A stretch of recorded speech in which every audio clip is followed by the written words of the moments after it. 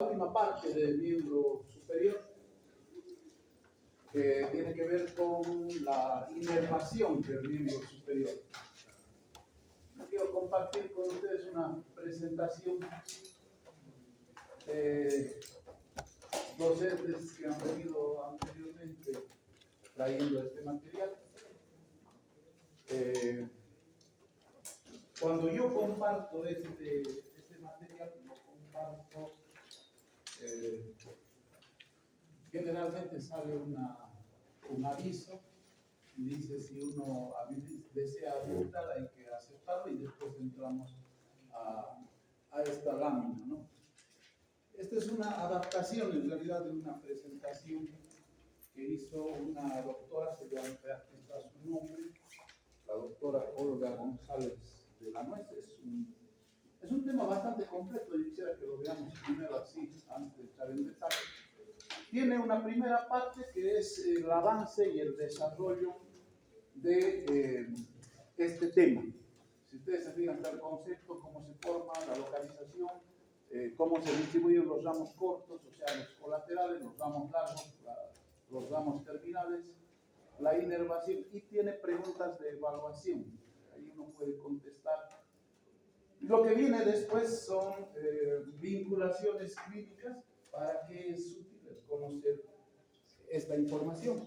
En la práctica clínica, y si lo ven, dice el síndrome de compresión de los nervios, está las lesiones del radial, las lesiones del nervio musculocutáneo, el síndrome del túnel carpiano, lesiones del mediano, del cubital, tiene varios y tiene problemas para resolverlos.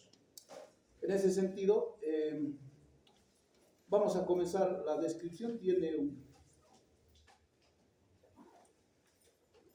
Vamos a ver entonces el concepto. Esta parte vamos a tratar que se entienda en el supuesto que no han tenido una retroalimentación de parte de lo que es el sistema nervioso. No hemos entrado al sistema nervioso, por lo tanto ahí hace falta explicar un par de cosas. Vamos a leer y después vamos a ver si lo podemos objetivar. Dice, el flexo braquial es el producto de dos anastomosis consecutivas a partir de los ramos ventrales, y ponen entre paréntesis anteriores, de los últimos 4 nervios cervicales y el primero torácico. La primera anastomosis forma 3 troncos primarios, la segunda forma 3 troncos secundarios. Y de estos ramos ventrales, troncos primarios y fascículos, se van a originar los nervios que se van a distribuir a la región escapular, a la región pectoral y a todo el miembro superior. Ahí hay leamos todo primero para poder después ver la parte más relevante. Los ramos anteriores de C5, C6, C7, C8 y D1 se anastomosan entre sí formando los 3 troncos primarios de la siguiente manera. Y explica. C5 y C6 se unen para formar el tronco primario superior, C7 queda solo, forma el tronco primario medio, y C8 y D1 forman tronco primario inferior. Hasta ahí veamos para ir respondiendo parte por parte. Lo primero, entonces, el plexo braquial es el producto de anastomosis. ¿Qué es anastomosis? La forma de unión, ¿no? Es la forma de unión, hemos dicho, entre vasos, entre nervios, se puede dar. Dice consecutivas, quiere decir que se van a formar, se van a separar y se van a volver a unir y se van a volver a separar. Entonces, esto nos dice un poco que es complejo. Vamos entrando en el tema. Dice que es de los ramos ventrales o anteriores de los 4 últimos nervios cervicales y el primer torácico. Lo que tenemos que entender entonces es que una vértebra tiene un conjunto de apófisis que van a tener forámenes de conjunción a partir de los cuales van a salir nervios, ¿sí? Esos nervios que van a salir por cada foramen de conjunción. ¿Dónde están los forámenes de conjunción? En la unión entre cuerpo vertebral de la vértebra de arriba con el cuerpo vertebral de la vértebra de abajo. Es decir, cada unión de cuerpo con cuerpo va a dar lugar al nacimiento de un par nervioso raquídeo. ¿De dónde está viniendo esa información? Depende de la función. Si es un nervio motor, está saliendo del área cortical del cerebro, está saliendo para ir va a salir de la médula espinal, va a salir de la columna vertebral y se va a dirigir hacia los miembros superiores. Esa es la idea.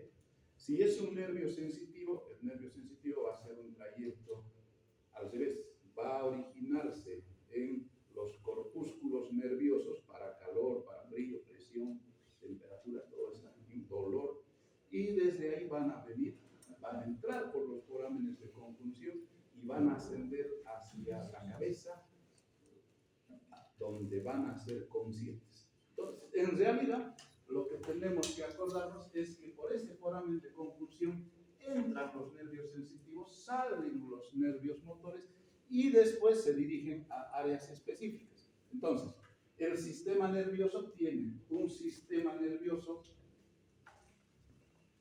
central y un sistema nervioso periférico. Lo que estamos estudiando es el momento en el que estos nervios salen del sistema nervioso central y se van a salir al sistema para formar el sistema nervioso periférico. Eso tiene que quedar claro.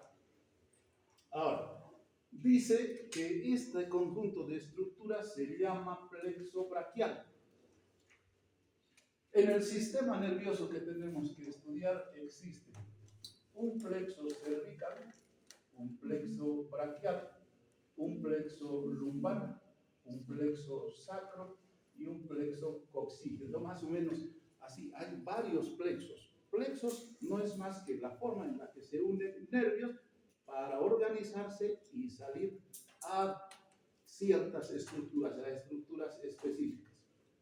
Ahora, aquí hay una contradicción aparente, aunque ustedes que están adelantados ya lo han debido resolver. Habla que es la forma en la que se va a unir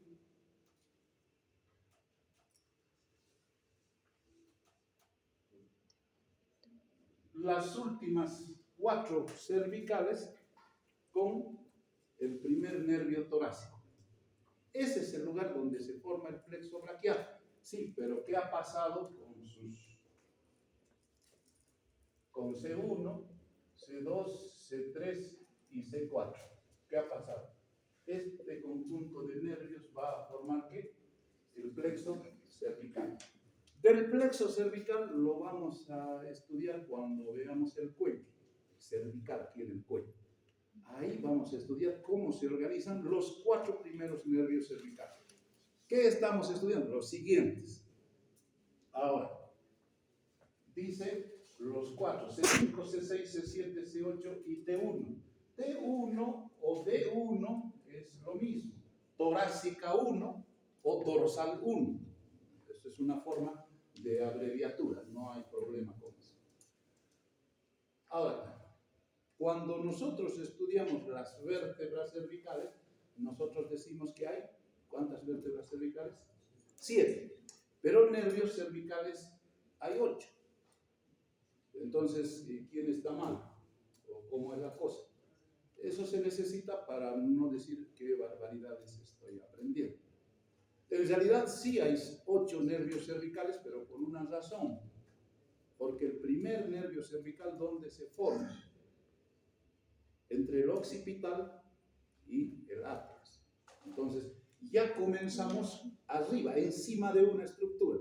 C1. C1 no está debajo de la dorsal, de la cervical 1. Está entre el occipital y la primera cervical. Entonces, si contamos de ahí, obviamente hay 8 nervios cervicales. Que quede claro, hay 7 vértebras cervicales, pero hay 8 nervios cervicales. Ahora, creo que hasta ahí. Bueno, dice ramos anteriores, a eso quería ir. Dice ramos anteriores. Aquí no vamos a resolver este tema, pero lo vamos a dejar pendiente porque más adelante sí se vuelve a utilizar. Entonces, aquí hay un nervio cervical, lo vamos a hacer así. Hay un nervio cervical aquí adentro, hay un nervio o dorsal. Esos nervios tienen, hemos dicho, elementos sensitivos que están entrando por el foramen de conjunción y que después van a subir. Tienen nervios motores que van a salir. Nosotros, más que nada, esta anastomosis se refiere a qué pasa cuando el nervio sale. Cuando el nervio sale, tiene una primera división. Parte se va adelante, parte se va hacia atrás. Pero fíjense dónde está la columna vertebral, está atrás. Entonces, hay dos formas. Dice, la que nosotros vamos a estudiar se refiere al estudio de qué pasa con los nervios anteriores. Estos nervios anteriores van a ir a casi todo el cuerpo. Los nervios posteriores salen más o menos a altura de las apófisis espinosas. Entonces, fíjense, es bastante atrás. Aunque salgan hacia atrás, el territorio que les toca inervar es poco extenso. Por lo tanto, lo que estudiamos nosotros no es el comportamiento, primero, ojo, cuidado, no estamos estudiando el comportamiento de todo el paquete nervioso. Estamos estudiando de los ramos ventrales o anteriores. De ellos vamos a hablar. De los de atrás no nos importa todavía. No nos importa. Solamente vamos a ver lo anterior. Ahora sí, sigamos con la descripción. Dice, ¿cómo se une?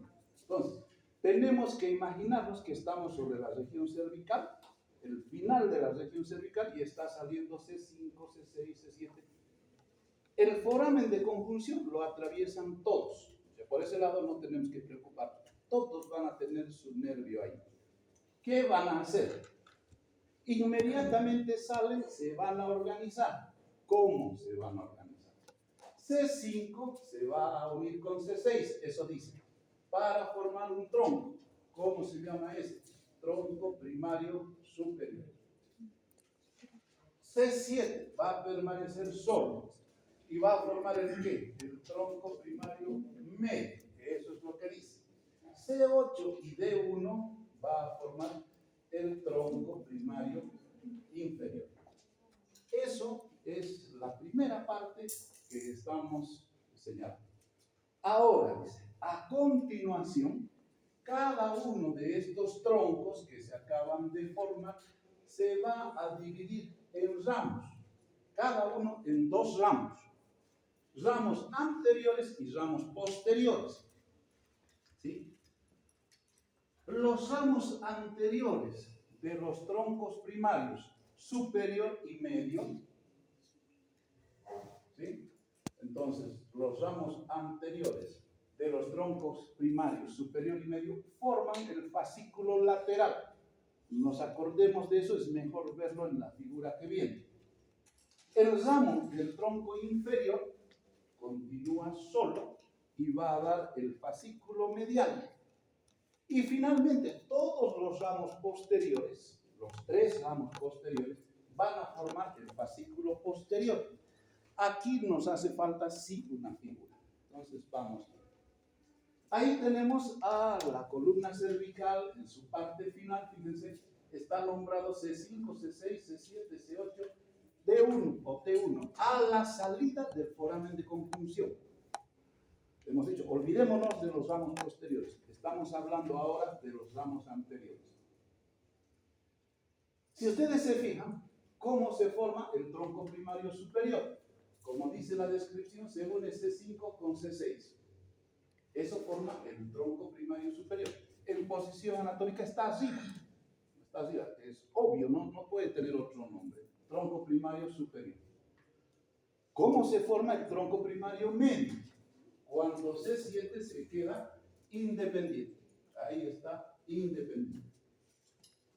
¿Y el tronco primario inferior cómo se forma? Cuando se une C8 con torácica 1 o con dorsal 1. Está más abajo. Ahora, cada uno de ellos va a formar una raíz anterior, una raíz posterior, una raíz anterior, una raíz posterior, una raíz anterior, una raíz posterior. Cada uno de ellos se va a dividir en dos. Y a partir de ahí se van a formar los fascículos. Yo lo dejaría ahí un ratito para poder ver.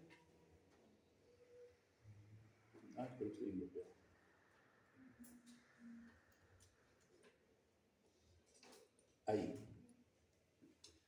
Ahora, pues, no hay las figuras más adecuadas cuando uno las busca. Pero básicamente es lo mismo, solamente que al otro lado. C5, C6, C7, C8, C9. Ahora viene algo que habíamos dicho cuando veíamos vascular. ¿Qué habíamos dicho? Que aparece una arteria. Esa arteria va a entrarse al medio de todo este nervio, de toda esta masa de nervios.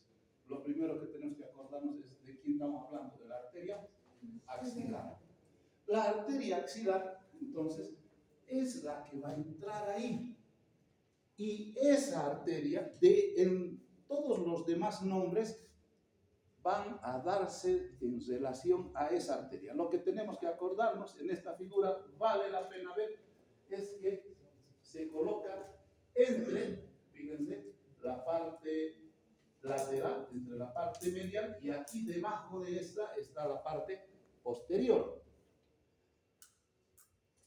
Ahora, recién ahí había muy poquito, por eso le he pasado. Ahora, lo que tenemos que entender entonces, que por aquí está viniendo ya la arteria axilar, aquí sobre esto.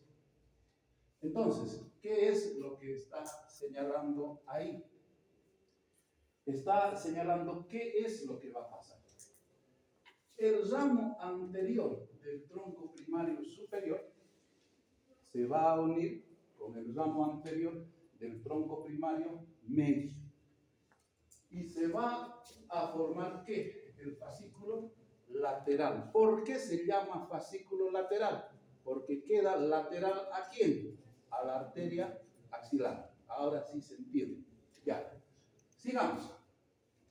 El tronco primario inferior no da nada, permanece independiente y forma el fascículo medial. Finalmente, todos los ramos posteriores van a unirse para formar el fascículo posterior. Se va a llamar fascículo posterior porque va a quedar posterior ¿a quién? A la arteria axilar. Entonces, si ustedes se fijan, ha ido cambiando el nombre de primario, superior y medio, porque ha venido una arteria y esa arteria en su relación le queda lateral o medial. Además, que hemos cambiado de región y estamos hablando de la región del axila. Entonces, la inferior va a ir formando parte de la medial, ¿sí? La superior va a ir formando parte de la lateral en posición anatómica y los ramos posteriores van a ir quedándose atrás. Entonces, eso es lo que tenemos que entender en la formación de esta primera parte del plexo braquial. Después vamos a ver que el fascículo lateral va a originar ya, hablando de nervios terminales, al nervio músculo cutáneo y va a dar el ramo lateral del nervio medial. ¿Sí? Ahí se lo puede ver. El fascículo lateral va a formar el nervio músculo cutáneo y va a formar el ramo lateral del nervio medial. El fascículo medial va a dar el ramo medial del nervio mediano y va a formar el nervio ulnar o cubital. ¿Sí? Y el fascículo posterior va a dar los ramos axilar y radial. ¿Sí? Esos son los ramos largos que habla aquí o los ramos terminales del plexo braquial. Lo que nos queda todavía es reconocer que hay un montón de nervios pequeñitos que no son nervios terminales, sino se llaman nervios colaterales. Bien, ahora nos olvidemos de estos detalles un momento para entender las relaciones anatómicas. Para los anatomistas, el estudio de esta región tiene para algunos una forma triangular con base en la columna, es un triángulo con base en la columna y con vértice en la axila, desde la columna hasta la axila, es un triángulo. Para otros dicen no, tiene forma de reloj de arena de los antiguos, en realidad hay dos triángulos. Puede que tenga razón, porque si ustedes se acuerdan, primero se reúnen los troncos primarios, todos convergen, se aproximan y después se vuelven a distribuir para formar los nervios terminales. Entonces, todo depende de qué criterio uno está usando. Lo que es cierto es que las relaciones anatómicas toman en cuenta fundamentalmente la presencia de la clavícula. ¿Sí? Si ustedes se fijan en lo que acabamos de decir, podemos entender que haya un triángulo con base en la columna, vértice en el vértice de la axila, se lo podría decir que sí. Si decimos que tiene forma de reloj de arena, también podríamos decir que sí. Como les digo, depende de lo que a uno les resulte más fácil. La verdad es que para describir las relaciones hay que describirlas en dos regiones: relaciones supraclaviculares y relaciones infraclaviculares. Esto es lo que tenemos que estudiar. Entonces, en la fosa supraclavicular, encima de la clavícula, es decir, entre clavícula y columna, ahí se forman los troncos primarios, ¿sí? En un espacio comprendido entre los músculos, y aquí nos tenemos que ir acordando ya de los músculos, por lo menos a nivel de mención. Ahí están los escalenos. ¿Cuántos escalenos hay? Hay 3. Escaleno anterior, escaleno medio y escaleno posterior. Aquí dice que esta relación comparte los escalenos anterior, medio y la primera costilla. Bien, entonces, ¿qué pasa con estos nervios? Descienden, pasan por detrás de la clavícula y van a acompañar en ese momento a la arteria subclaviana. La otra región es la infraclavicular. ¿Qué pasa ahí? Se han unido, se anastomosan y van a formar esta vez los fascículos. Los fascículos, en algunos libros se llaman así fascículos, en otros se llaman troncos secundarios, ¿no? Porque hablaban de troncos primarios. Si hablan de troncos primarios, dicen también hay troncos secundarios. Hay otros que dicen no, son troncos primarios y fascículos. Fascículos o troncos secundarios son sinónimos. Entonces, estos nervios van a entrar a la región infraclavicular, donde se van a anastomosar nuevamente para formar fascículos que descienden a la fosa de la axila.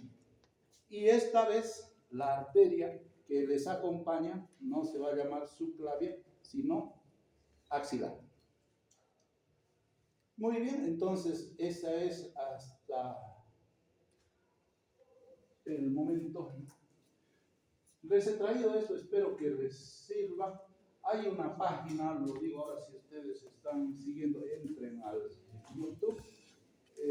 Es muy ilustrativo este doctor. ¿Quién entraba ahí?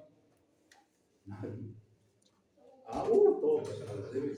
Bueno, si ustedes se darán cuenta, la didáctica que tiene para explicar es mucho más. ¿Es anatomía fácil? Es más fácil, ¿no? Es más entendido. Leer el libro a veces es más complejo. Bueno, esta es la imagen que él presenta en relación a este tema. Fíjense, hay otras relaciones ahí. Fíjense que todo depende del punto de vista del que escribe. Ya hemos hablado de la región supraclavicular e infraclavicular, pero la doctora que ha hecho esta presentación no lo había tomado en cuenta, que habla también en el lugar de origen, los que están pegaditos a la columna. Por eso dice con las vértebras, con los escalenos, ahí están, la arteria vertebral está ascendiendo, la primera costilla y el ganglio cervical inferior. Son válidas esas relaciones. Y ahí hay un esquema para poder entender. Está mostrando el origen del plexo braquial, los troncos primarios, sus relaciones supraclaviculares. Aquí estamos viendo a los músculos escalenos y fíjense la relación que tienen. También está más abajo de la clavícula la primera costilla. Entonces se puede observar esa región, la presencia de la arteria axilar ya en el momento en el que se están formando los nervios terminales. Vamos a adelantar un poquito el criterio, ya vamos a llegar a él, del nervio mediano. Si ustedes se fijan, todos los nervios grandes han nacido o del fascículo lateral, o del fascículo medial, o del fascículo posterior. A excepción del nervio mediano. El nervio mediano no nace de los fascículos, de la división de los troncos secundarios, no nace de ahí, sino nace de la emisión de cada ramo anterior del fascículo lateral o del fascículo medial. El nervio mediano nace delante de la arteria axilar, ¿sí? No es lateral, no es medial, no es posterior, es anterior. Y se origina de otros nervios, no se origina de los troncos primarios. Bien, hablemos un poco ahora de las ramas colaterales. De las ramas colaterales no hay que hablar mucho, en realidad podríamos hacer la descripción general. Los ramos colaterales son de dos tipos. Hay ramos colaterales anteriores del plexo braquial. Todos los ramos colaterales son pequeños, todos, son para la región vecina, la más próxima. Ahora, nacen y se van a la parte anterior o se van a la parte posterior, pero en esa región. Entonces, veamos, los ramos colaterales anteriores son el nervio subclavio, que ustedes ya supondrán se va a ir en busca del músculo subclavio, ¿no es cierto? Dice, da un comunicante al nervio frénico. El nervio frénico es un nervio que está yendo a inervar el diafragma. Si va a dirigirse al músculo subclavio, ¿qué tipo de información va a llevar? ¿Motora o sensitiva? Motora, para que se contraiga, de modo que llegue hasta el nervio y se ponga sensible ahí. El nervio pectoral lateral y el nervio pectoral medial. Fíjense, aquí está el nervio del subclavio y aquí están los dos nervios pectorales. El nervio pectoral lateral hacia lateral y el nervio pectoral medial hacia medial. Pero aquí hay que acordarse de este nervio. Los dos se llaman nervios pectorales. ¿Dónde está yendo el nervio pectoral lateral? A dar inervación al músculo pectoral mayor y el nervio pectoral medial a los dos pectorales, al pectoral mayor y menor. Lo que no está aquí y que si ustedes tienen o lo repasan, lo que hay que hacer es hacer un dibujo en forma de asa, hacer esto y terminarlo aquí. Asa, cuando habla de asa se refiere a esa asa del balde. Si ustedes se fijan, el balde tiene un asa para agarrarlo con la mano, nace del balde, hace una curvatura y vuelve otra vez al balde. Por ese parecido se dice que el nervio pectoral lateral y el nervio pectoral menor se unen para formar un conjunto que se llama el asa de los pectorales. Ahora ya sabe por qué se llama asa, porque nos falta ir en esa imagen completar con eso. Y entonces ahí se puede ver la formación. Ahora está al otro lado, cada figura va cambiando, pero aquí se entiende por qué se dice el asa de los pectorales. ¿Sí? Vamos a ver ahora los ramos colaterales posteriores del plexo braquial. Han hecho lo mismo, siguen siendo lo mismo, siguen siendo pequeños, pero estos no han ido para adelante, se han ido hacia atrás. Entonces, estos nervios están para la región de atrás también, de la región del hombro.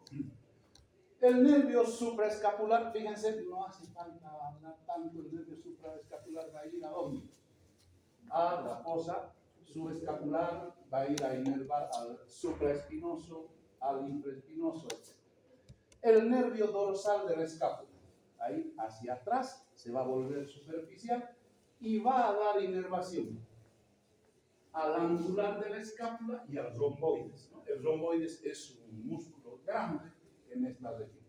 Va a originar también los nervios subescapular y el nervio tóraco dorsal y los nervios torácico largo y nervio cutáneo antebraquial, estos superficiales y con función sensitiva. La otra cosa que tenemos que acordarnos es que el sistema nervioso, cuando sale, hay que ver, para determinar qué función tiene, hay que tomar en cuenta dónde está yendo. Si dice que es subcutáneo, ¿qué función tendrá? ¿Qué puede hacer un nervio bajo la piel? ¿Qué función tener? ¿Motora, sensitiva o vegetativa? Sensitiva. Si va profundo y llega a los músculos, motora. Y si va alrededor de las arterias, para que la arteria se dilate, esa es una función vegetativa, involuntaria. Si va a ir a estimular a las glándulas sudoríparas, vegetativa. Entonces, una de esas tres cosas tiene que hacer cada nervio. Bien, y creo que nos va a dar tiempo para entrar a este primer ramo largo, nervio músculo cutáneo. Hablemos, porque no es muy complejo, lo hemos descrito y no lo hemos visto complejo, por lo menos cuando describíamos músculo. Ahora vamos a ver que vamos a tener que hacer al revés el ejercicio desde otro lado. Nervio músculo cutáneo se origina del fascículo lateral, ya lo habíamos visto originarse del fascículo lateral, por detrás del pectoral menor. Acuérdense que ahí está pectoral mayor, pectoral menor, que incluso hay nervios chiquititos que van hacia ahí. En su primera parte se coloca lateral a la arteria axilar, por eso es nervio del fascículo lateral. Y se va a quedar lateral al nervio mediano. El nervio mediano está delante de la arteria, entonces el nervio musculocutáneo es lateral, obviamente. ¿Qué habíamos dicho? Ya conocemos la historia en parte. Nace entonces del fascículo lateral y se va a entrar hacia la región de la axila y va a buscar al músculo coracobraquial. ¿Qué lo va a hacer? Lo va a perforar. ¿Ustedes se acuerdan? Va a perforar y va a volver a emerger en un plano que es anterior al coracobraquial y se relaciona con la cara posterior del músculo bíceps braquial. Ahí es donde se va a colocar. Y finalmente se va a dirigir hacia la zona anterolateral del antebrazo. Ahí es donde se va a ir. Va a buscar la región anterolateral del antebrazo. Relaciones. En la axila va a atravesar, ya hemos dicho, va a quedar lateral a la arteria axilar. Luego va a relacionarse con el coracobraquial. ¿Se acuerdan? Se llamaba por eso nervio perforante de Caseros. En el brazo